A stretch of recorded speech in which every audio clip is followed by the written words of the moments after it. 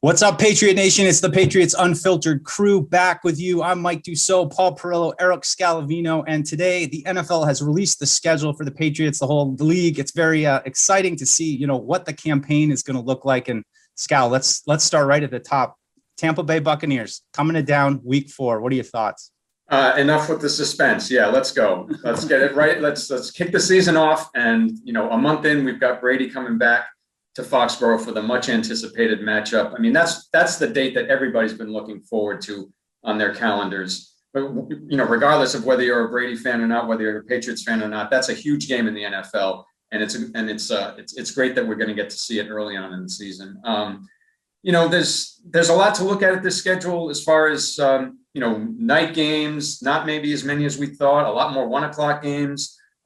We've got a stretch where we've actually got to go on the road on a Thursday night. So, Paul, what did you think when you saw this schedule? Yeah, I think you brought up a good point with the night games. It was a little bit, less primetime games. And we all know that there's still flex possibilities. So the Patriots could could be some added primetime games. But right now, only 3 of them scheduled, and the Tampa Bay one is obvious. Week 4 on October 3rd here at Gillette Stadium. That'll be one of them. And then they have the Thursday night game in Atlanta. And then just a short time after that, 2 weeks later, you're at Buffalo for a Monday night game. So I did think it was interesting. Last year, they still had their, 5 or 6 primetime appearances. This year, right now, only 3. Good news for us. But I think it's a little bit of a different situation for Patriots fans that are used to playing all of those primetime games.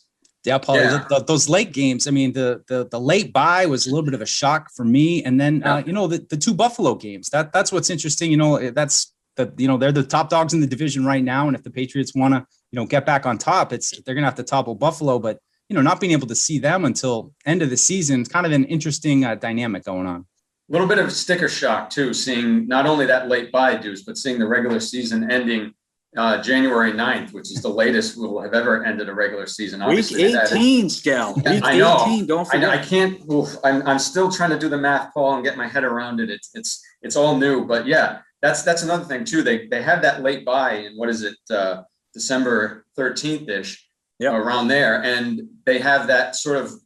Are they going to play Saturday or Sunday the next weekend? We had that a couple of years ago with a Buffalo game that was scheduled for TBD Saturday or Sunday. And we've got another one of those situations this time with Indianapolis. So that'll be interesting to see if that falls into one of those primetime games or not.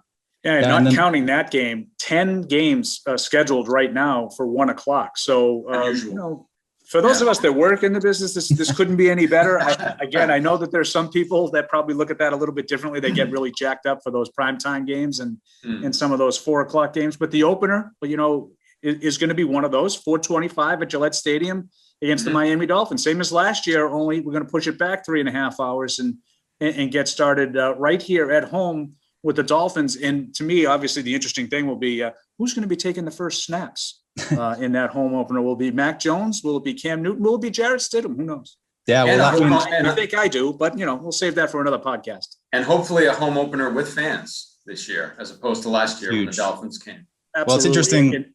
Mike, last year you put on Twitter, earlier, when that news came out, because that was announced by CBS early this morning. And I saw you tweeted out, Gillette will be rocking. It'd be a long time since we've had any fans in Gillette Stadium. And if they can get back to 100% capacity, like Erik said, you got to think that will be a pretty raucous atmosphere. I mean, interesting. Last year, they kind of sprung Cam Newton on the Dolphins. Maybe this year they spring a new defensive front 7 on them that can hold them under the 250 rushing yards. Last year, the Dolphins hung on them.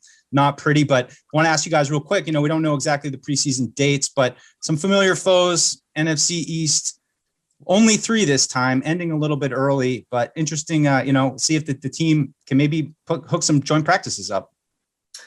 Yeah, that'd be nice, because that always makes training camp more exciting when you have another team on the field there and that environment. You got to see that your first year here, Deuce, when we went to Tennessee, and we had the Detroit practices that year too. So hopefully we get a chance to see that again. And obviously it's going to depend a lot on the COVID restrictions and what's in place at the time. So we'll have to see what conditions on the ground dictate. But yeah, we're going to see all of the NFC East this year, 3 of the opponents in the preseason, and then the big Dallas matchup during the regular season.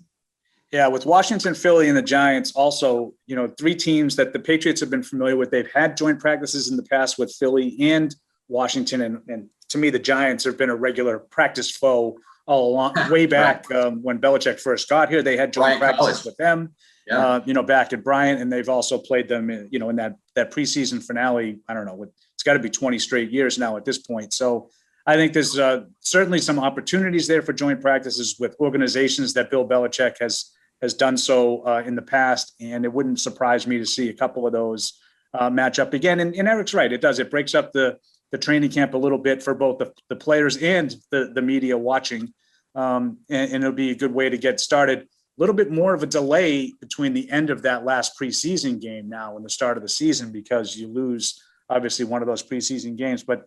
That September 12th opener will be here. Which games you guys, let's take Tampa out of the equation. Which games are you guys most looking forward to here? Any particular stretch that caught your attention?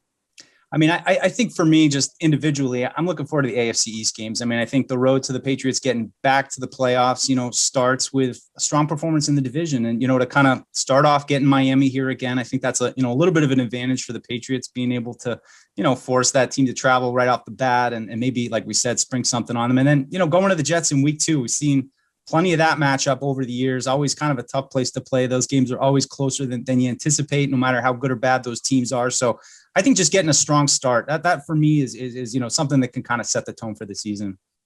The Dallas matchup to me, that's a huge national game. A lot of Patriots fans and Cowboys fans all around the world, all around the country. So that's one that I'm looking forward to particularly. But the toughest stretch, I think, is going to be that road stretch, going to the Chargers, going to Carolina the following week. Then they come home for a bit, but then they have a quick turnaround going to Atlanta on the Thursday night. So that middle of the season could be a tough test for them as far as the road trips. And I think those kinds of games are going to be the ones that make the difference. Are they going to improve? And if you are, you're going to need to find ways to beat teams at home like Cleveland, to go on the road and take care of a Chargers team, a Carolina team, even Atlanta.